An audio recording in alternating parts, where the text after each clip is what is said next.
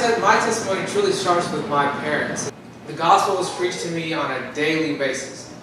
Morning, we would have to wake up early, read scripture, pray. Afternoon, read scripture, pray. If we're at home at night, the same exact thing.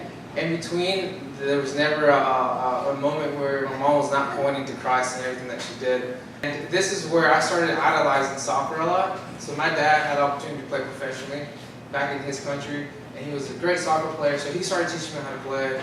And then he realized that I had some kind of talent, so he took it off. He would train me early in the morning, late after work. So that became my idol, that became my identity. During my high school years, though, that's when my mom was becoming very concerned. I was not responsive to the gospel in any way, shape, or form. I was, contrary to that, I was running away from it. The more she preached it to me, the more I just did not want to hear it.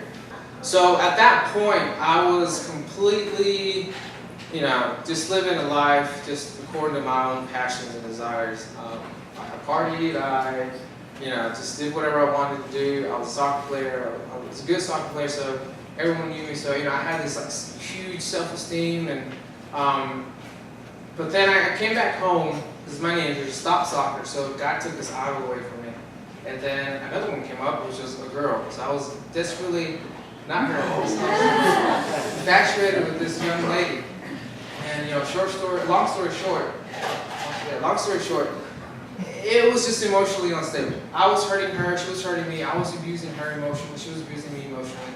I finally just had enough of it, and I knew she had enough of it, so I got in my car, my 1989 Toyota Camry, and I just buzzed down the road in that thing. And then after that, I started going to church with my mom a little bit more, and I started to understand. So I started to have another idol in my life, which was just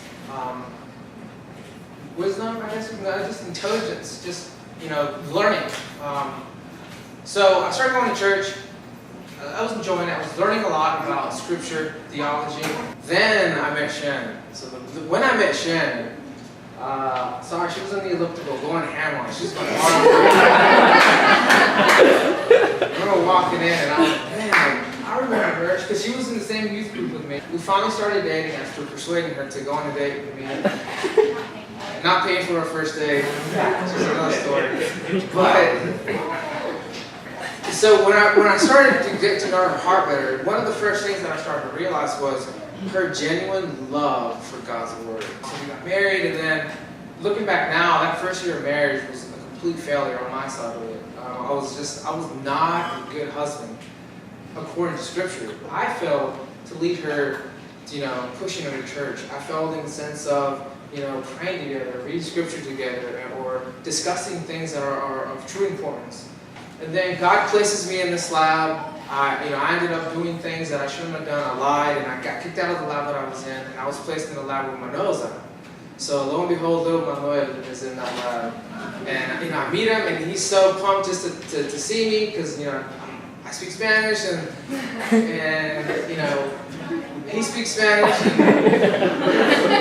and he's super pumped because I was like, oh, are you Christian? And I was like, yeah, I'm Christian, and I love speaking about apologetics. So that's the first thing we just talked about, apologetics, this and that. And one of the things that I noticed about Manuel, 4 or 5 months into working there, was that he just never gossiped. Like, not one single time would he gossip. Not one single time would he give into gossip. There would be moments where the gossip was just so thick in the room, and he would just do two things. If he was able to walk away, he would just get up and walk away and go to some other room.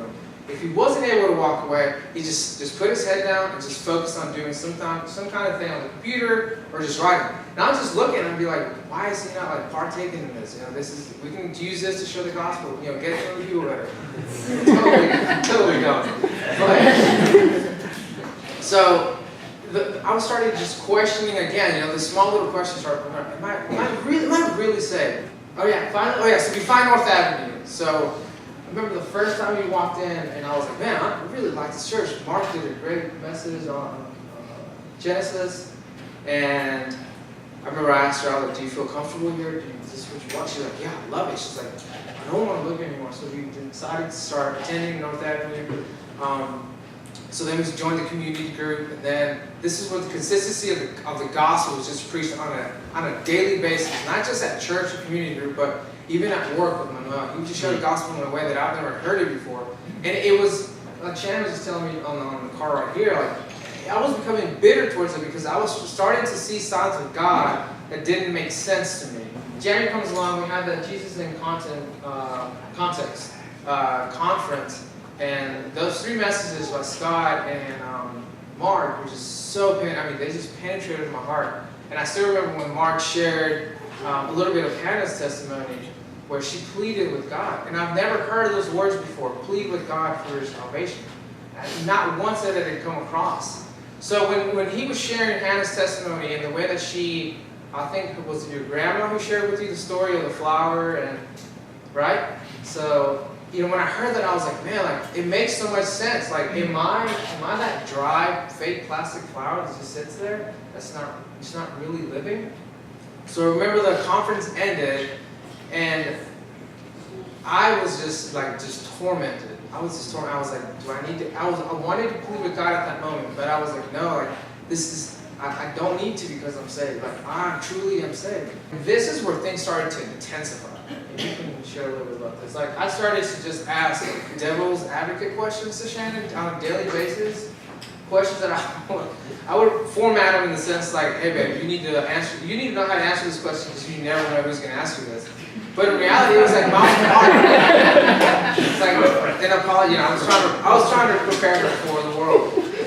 Sure. Yeah. The weeks leading up to that, it was every day a new question like, is it okay for a believer to doubt the existence of God? It was the service, February 19th. We sat down, and the whole way there, he kept asking me questions, and right before we sit down, he looks at me and says, is it okay if I doubt the existence of God? And I said, I don't know. And the rest of that service, I could feel things happening in him.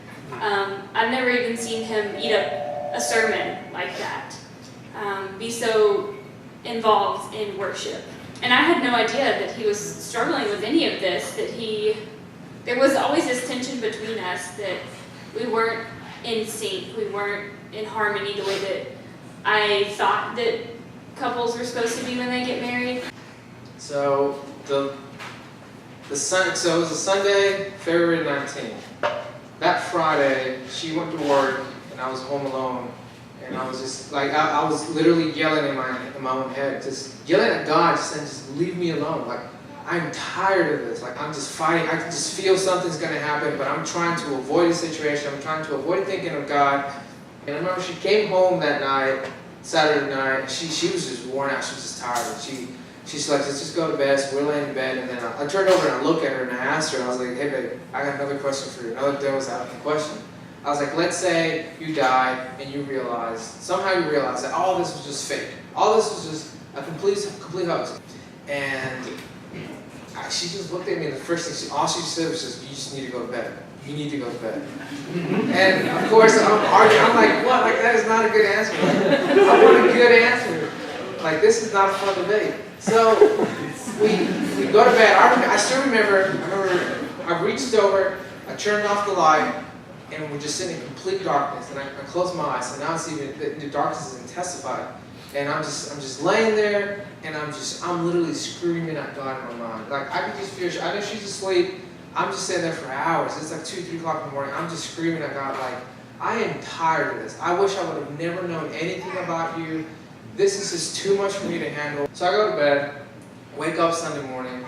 And all I can think of, and this is just repetitively just going through my mind, was cast your cares on me. That's all I can think of, just cast your cares on me. So we get in the car, and I'm at the point where I'm close to just breaking down. We drive to church, and I sit down, we're towards the front, I sit down, and it's like this emotional, not emotional, it's like this, I can point it back to the presence of the Holy Spirit, just building up, just ready to just knock all these walls down. And I'm sitting there, and I remember looking at her, and I was like, is it okay for someone to doubt the pure existence of God for so long?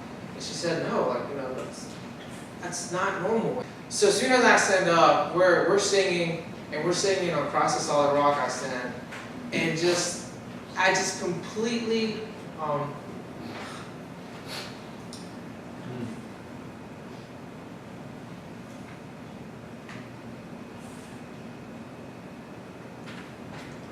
I let go of, trying not to cry, but it's kind of hard when it's something so beautiful. I finally I pleaded with God. After debating about pleading with God, because I was so hesitant about it, I remember just closing my eyes. I actually remember looking at Ian, he was singing, and I was just closed my eyes, and I just screamed out to God. I was like, God, just show me who you are. Just show me who you are.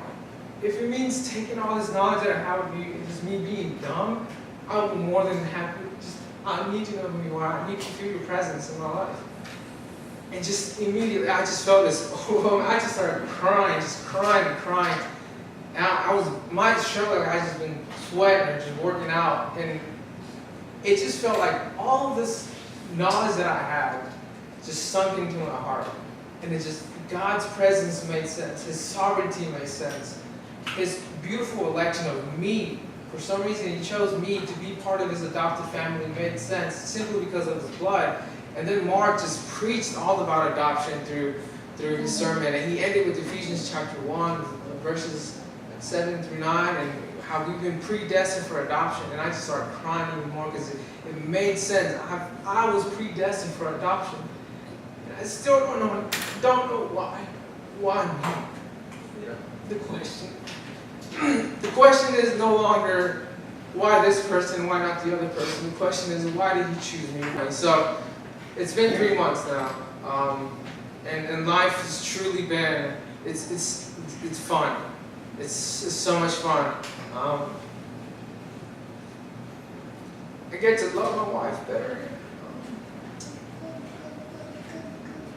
And God He's changing a lot of my desires. It's been hard on me. It's been really hard. I've always just been in love with the idea of having a successful job and having a successful life with money, and now he's calling me to do things that don't provide any of those at all. And it's been difficult on a daily basis. I think that's where most of my struggle is coming from, letting go of this life that I once identified with, and now identifying in Christ and what He has for me. So, but I truly, and I want to speak for both of us, that I'm just so thankful for a community of believers who genuinely, and I wish there was another word that could describe genuinely, but genuinely love Christ and just show Christ with every one of their actions.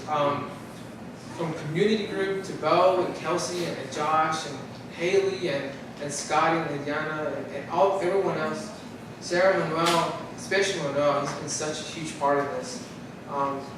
Just the way that you guys just preach the gospel. I mean, I remember just being so bitter, hearing the gospel. Every day I would go to Thursday night and I would just answer questions and ask questions just to convince people, in my mind, to convince people that I was a believer. And then coming to church, hearing Mark preach God's word on a daily basis, showing us our sin, but then at the same time showing us the medication that would save you from that. God's perfect plan, His sovereignty and His wisdom, His omnipresence, just is so beautiful in the way that He's orchestrated my salvation into His family, from a mom who practiced witchcraft 30 years ago to now standing here sharing my testimony for the 4th time. I'm excited about what God is doing in our lives. I know there's a lot of changes coming up for us. So just be praying for us, just so I can submit to God's will through His power and truly just be content in Him, not in what He's going to have me do. Be content in Him and whatever He desires for me to do.